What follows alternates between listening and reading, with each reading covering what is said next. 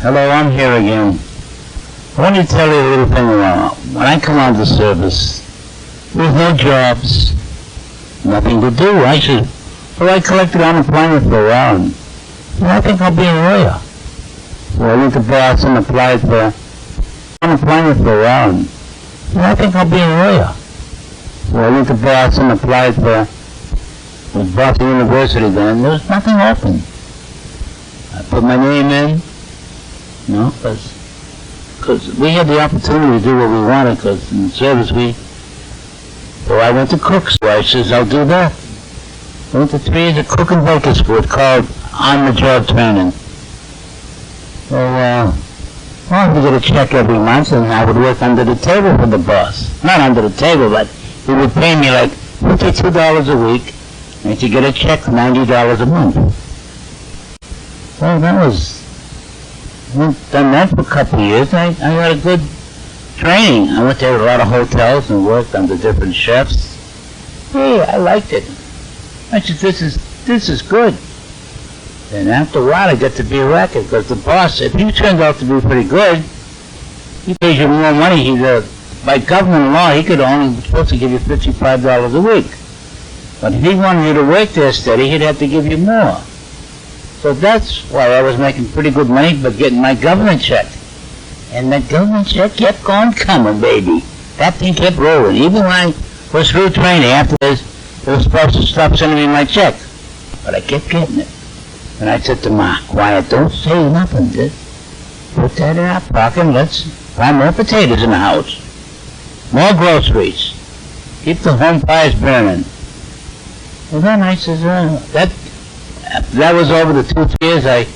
Where the hell am I going to go to work now? I work at some honky-tonk Raleigh's Diner. Hey, I said, I'm better than this. This is short order cooking. I am a professional. So then I applied to work at the Hawthorne. That was my biggest mistake.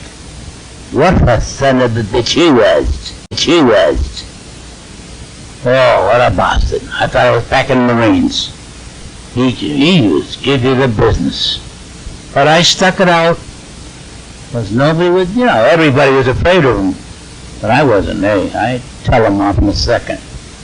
And one thing, his chef got sick, very sick, and he says, who's going to do the dinner here for Thanksgiving? Well, I said, the hell, I only was there a few months. I said, I'll do it, I said. So he thought a lot of me after that. And from then on, I walked myself a good job in there, because I learned everything from head to toe. I learned my chowders, soups. I learned how to make salads, cut. I even got a little training of ice carving, but not too much. But I did do a lot of butchering and cooking. I used to come in the morning at 6 o'clock, me and this Italian cook from Italy, Attilio. He was a great cook. Boy, he taught me a lot about, Italian cooking. There were days there where I never thought we'd make it. I used to get in the morning at 6, and I used to come home late at night. That's why I used to stop in the bar and have a few drinks. I was so damn tired and exhausted. It wouldn't take me much to get feeling good. But I remember 10 years without a Christmas day off. I used to come home after Christmas. Seemed like it was heartbreaking. But that son of a bitch never gave me a day off like that. But I always had money, because if I needed money, he said, Eddie, you want a couple $100? I need to pay my rent. And I would borrow the money, pay him $5 a week out of my pay, that's all. But that went on for years.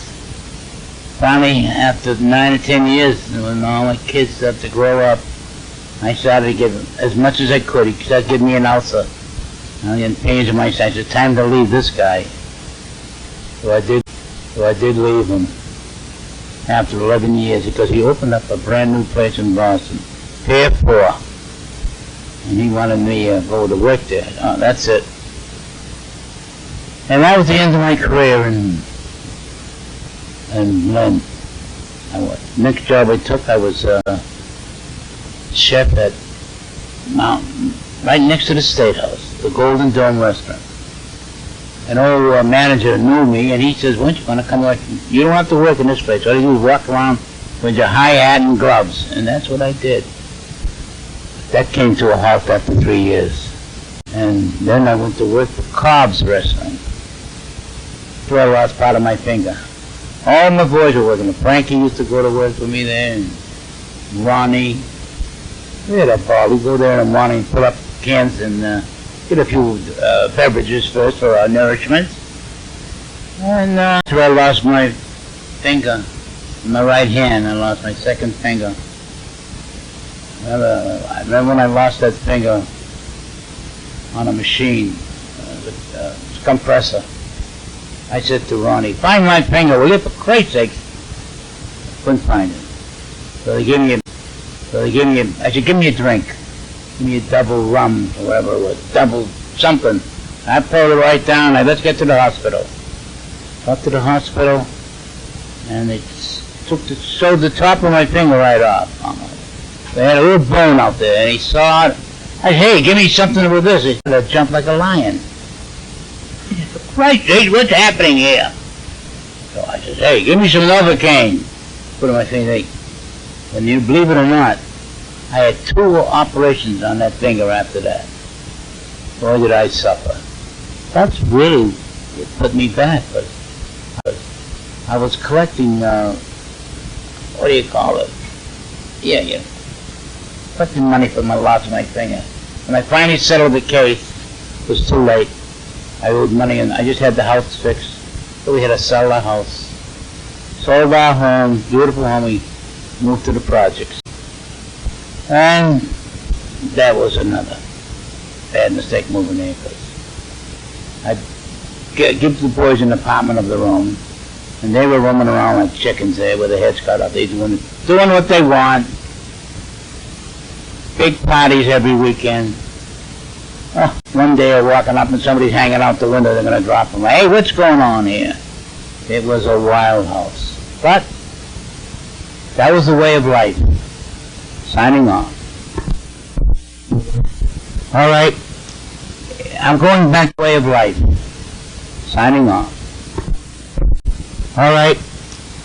I'm going back to the house on the projects, where we lived in the project. We had 2 apartments. And I'm telling you, there were some wild times.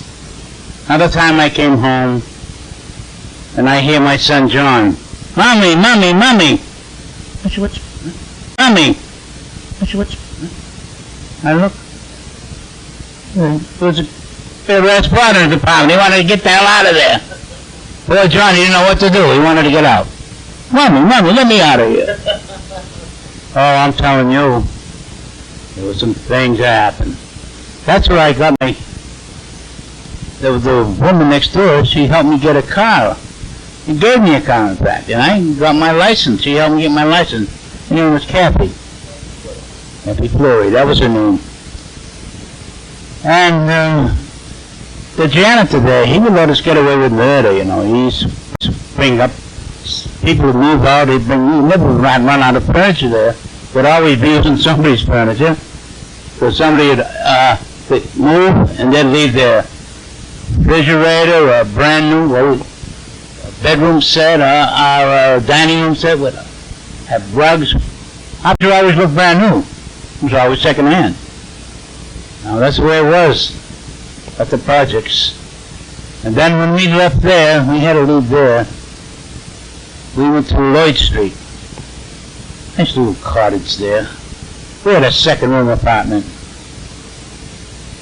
That's when Adam and George, they were still young.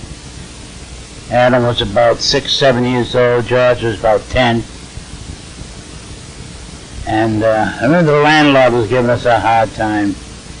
He was behind on our rent a couple of months. And, what happened though? I says, "We're not paying our rent. You threatened my son Adam." Adam was a little bastard, you know. He made him up that he was going to hit him, you know. Daddy, he's going to hit me." I said, "Hey, we're moving out of here. We're not paying our rent." And he didn't dare to do anything. I was going to pay him the rent. It was only a month. Then from there we moved to 110 Bayview Avenue. Heaven on the hill and hell on high water. But, you know, another thing I want to say, if it wasn't for Ma, Mrs. Nancy Olbash, that's it made life happy. She carried me on all these years. It wasn't for her, I never would have made it. 76 years old, I'm impotent and